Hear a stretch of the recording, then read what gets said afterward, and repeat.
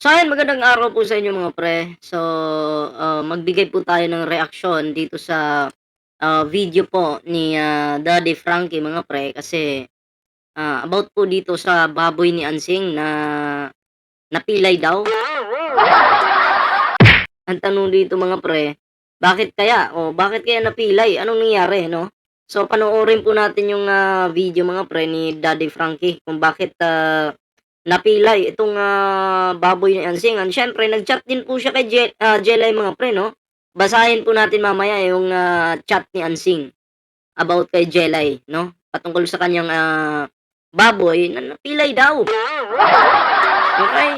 So, anyway, bago po tayo magtuloy-tuloy sa ating, short reaction ngayon mga pre, ayan, kung bago pa lang dito sa ating YouTube channel, huwag kalimutang mag-like, share, and subscribe para naman po maging updated kayo sa mga uploads natin. Ayan.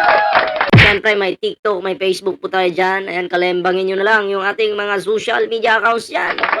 Oh, isang Facebook page, dalawang Facebook page, no? Ballpoint Man 2.0 at Ballpoint Man 3.0 mga pre. At syempre sa TikTok natin ay Ballpoint Man 2.0. Ayan. So eto na no. Bigyan po natin ng reaksyon itong video. Ito muna yung video ni Daddy Frankie mga pre. Ayan, so panoorin po natin ang video ito. Alam ko. Hi, Ate Peli! Halika. Ano yung text ni Ansing? Sabi niya, good morning Ate Peli, sabi niya kahapon. Tapos, andyan ba si Daddy Frankie? Tapos sinagot ko siya. Wala siya, nasa Makati. Bakit? Kasi yung baboy napilay. Uy. Napilay yung baboy. Oo, naku. Kapag napilay yung baboy, ang solusyon diyan, gamutin. 'Di ba? Ikaw yung may desisyon dapat diyan, hindi na kasi binigay na sa'yo 'yan eh. Binigay na sa'yo. So wala nang karapatan si Daddy Frankie na ano diyan, na makialam pa diyan sa baboy. Kung napilay, ang gagawin mo, bibilhan mo ng gamot, gagamutin, 'di ba? So may mga solusyon naman 'yan. Pero yung magtatanong ka kay Daddy Frankie, sa tingin ko hindi naman expert si Daddy Frankie diyan sa baboy 'no, sa gamot ng baboy. Kasi hindi naman siya doktor. Pero kung pinapaalam lang siguro na ito nga po napilay, goods yun, walang problema. Baka gano'n yung purpose ni, Ansing ano, pero sige panoorin po natin ang, videong ito. Sabi niya, Napilay? oo. Paano napilay? Para-paraan talaga itong sinalay Ansing. Hindi ko pinayagan na ipalitsyon yung baboy sa birthday. Ngayon sinasabi naman niya, napilay naman. Baka naman, napilay, baka nagpaparinig, dahil napilay na litsunin ko na. Baka gano'n yung ibig sabihin. Ano sa tingin niyo mga pre? Ayan ay, opinyon ko lang naman, 'no? Ano sa tingin niyo? Oh. Tuloy natin. Baka nagpaparinig na kunyari napilay, totoo nga naman talaga napilay ano. Pero dahil napilay na, so ano, katayin na natin. Sinisado talaga. Bakit? Paano napilay? Ang ganda-ganda ng bahay niya. Sabi ko, hindi ko alam Ate Peli, nagising na lang ako. Tinignan ko, napilay naman na yung isang paan niya. Sabi niya. Malapit na ang katapusan.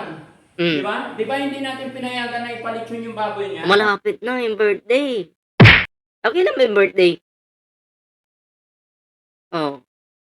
Ano ba tayo ngayon? 1, 'di ba? Tama, 1. Kailan ba yung birthday ng anak ni Ansing?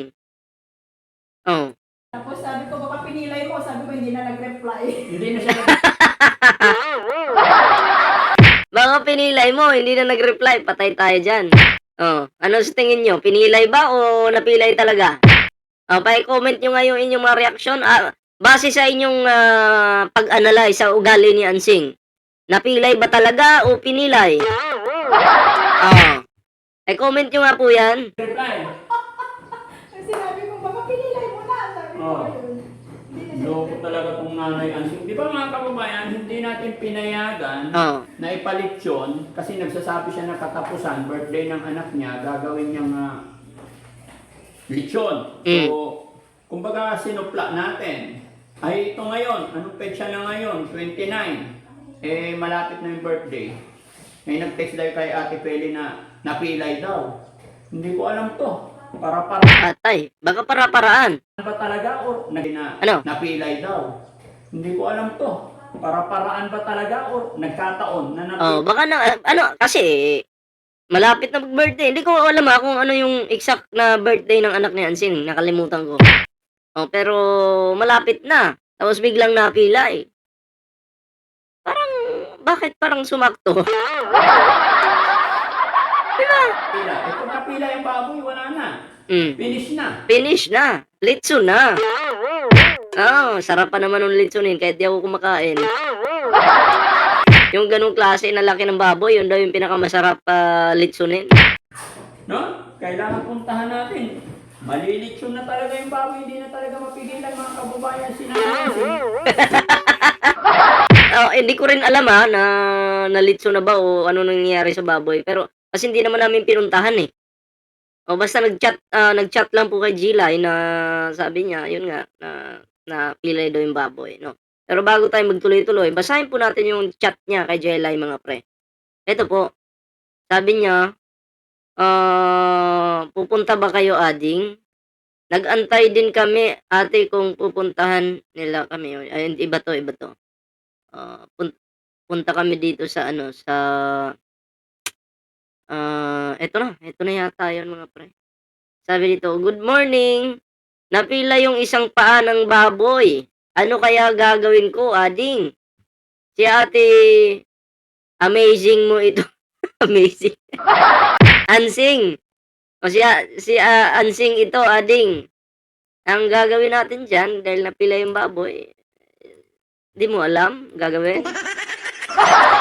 Litsunin, syempre. Litsunin natin yung baboy siguro, no? Ano sa tingin mo? Pwede kaya? Syempre kung kung mag-initiative po ako kung napila yung baboy, ang gagawin natin, gamutin. 'Di ba? Yun lang naman yung solusyon eh. Oh. Or baka naman sinadya ba talaga or nagkataon lang? Oh.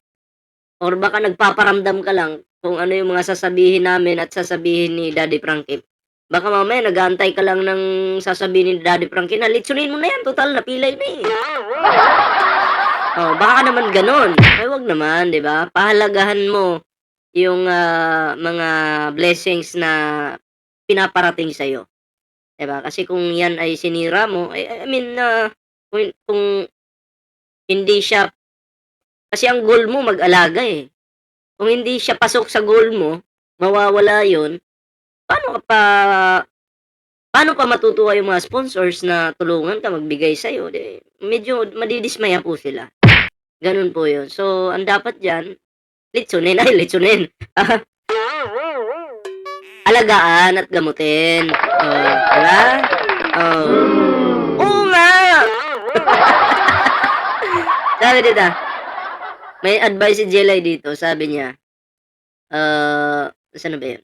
Sabi niya, ate, punta ka kay Lakayanga, magtanong ka ng pwedeng igamot, ate. Sige ading, madulas kasi yung flooring sa katatakbo nila siguro. Bakit? Naglalaro ba? Nagtago-taguan ba? Tanong ka sa Lakayanga, sabi ni Jelay. Ate na bilhan ng mga pagkain ng baboy. Lakayanga po, yun po yung mga nagbebenta ng pagkain ng baboy, gamot ng baboy, nandun po lahat yan. So, hindi ko lang alam kung si Ansing Bay bumili, no? Kasi hindi naman po namin pinuntahan, di man kami marites eh. Yan, kaya nga lang namin nalaman kasi ano sa amin, ayan, no, nag-message po si Ansing, di ba? Kaya lang po namin nalaman yan. So, yun. And then nung nag-message kay Jelay, gulat ako, nasa channel din ni Daddy Frankie. Ayan, so, Ewan ko lang kung ano nang update sa kambing ni Ansing. Nalitso na ba o nagamot na? Hindi ko po alam. So tuloy po tayo dito sa reaction dito kay Daddy Frankie. Matalino talaga, no? Kalain mo. Matalino talaga. Woo! Grabe, tuloy. Mapipilay, katapusan. Eh, ang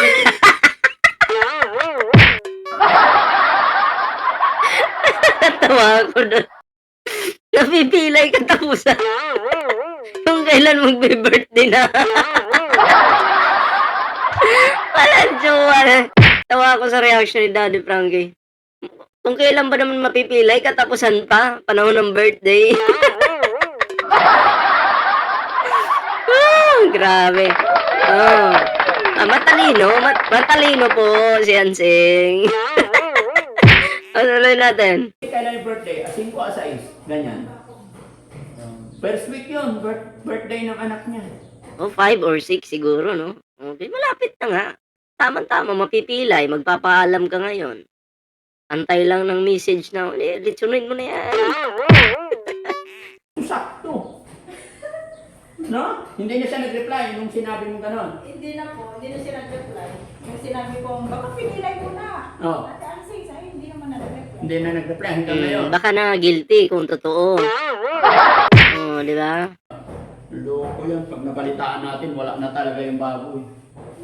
No? Pero okay na yan. Wala tayong magagawa doon mga kababayan.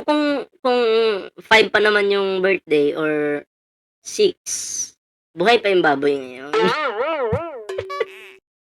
Kasi tingnan natin. Decision niya yan. At least nakatulong na tayo. Mm. Tapos ito, si Kuya Oliver, malapit na siyang gumraduate mga kababayan kasi medyo malayo na yung pasyal-pasyal niya. Tsaka lagi niya sinasabi na uuwi at babalik na siya. Maayos na daw siya.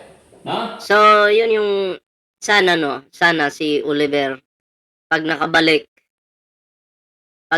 po si Oliver, sana maging maayos na po yung kanyang kalagayan. Na dapat tutukan po siya ng kanyang mga kapatid. Tulungan po talaga na makakain sa tamang oras. Tamang oras. Dapat makakain siya ng tama. Sa tamang oras. Kasi mahirap. Pag napabayaan na naman yan si Oliver, babalik na naman sa dati. Kawawa naman. At yung pera na para kay Oliver, para sa kanya talaga yon, para sa bahay, pagpagawa, syempre sa mga gamit pa sa bahay. Ganun. Kahit simpleng bahay lang, kubo-kubo, basta importante po, meron po siyang sariling, may privacy siya ba na natutulugan, ganun. Kailangan niya po yon. Kasi kung si Oliver titira-tira lang sa mga kapatid, malamang sa malamang, away na naman yan. Mahirap. So, yun kayo, anong mga advices nyo kay Oliver mga pre? Gusto nating mabasa, syempre, no? I-comment nyo lang po yan. In this vast, magical realm where glory and peril coexist.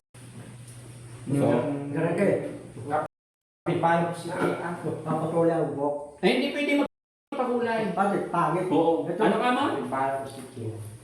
Kapitbahay mo. Gusto mo maging kapitbahay si Chian. Hindi ka mag-anak ko na kapit-bahay. Kapatid mo yon. Kapatid ko na magkamag-anak ng... Hindi ka mag-anak, iba yung kamag-anak, iba yung kapatid. Oo. No? Haba na naman ang hair nyo, papagupit na naman. No? Dagdag paano patuloy po? Hindi pwede magpakulay. So, kayo mga pre, no? Anong mga advices nyo?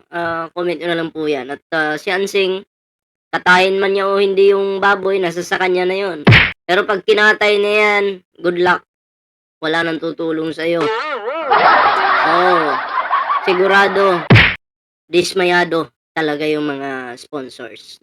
So, ako kay Ansing, para mas lalong matuwa yung mga manunood, mga viewers, no? Palagawin niya yan. Kasi para din naman sa kanya yan yung baboy na yan. Kasi pag nanganak po yan, 10, pinaka mababa niyan, 7 siguro Pero paldo ka na nun. Diba? Paldong-paldo ka na nun. Tapos yun yung gawin mong hanap buhay kasi ikaw nasa bahay ka lang Atid sundo ka sa mga bata, nagpapaaral ka. So, yun yung pukusan mo. Paldo ka talaga dyan. Kung ako lang po, kung ako lang, kung kumakain lang ako ng baboy at di kasi ako humahawak ng baboy eh. Di talaga ako humahawak ng baboy. Kung ako lang naghahawak lang ako ng baboy, nako. Baka pati ako ngayon paldo na. Ako kasi hindi ako humahawak ng baboy. Di rin ako kumakain. Kaya ayoko po ng ganyan, no. So, yun. Yun lang po yung advice natin dito kay Ansi mga pre. So, yun lang yung ating video ngayon. Maraming salamat po sa yung suporta sa ating YouTube channel. Pasensya na, bagong tagalan tayo bago mag-upload. So, yun, hanggang dito lang muna. Share this video. Abangan yung mga susunod nating uploads. Kita-kita po tayo sa susunod na video. Ingat po lahat.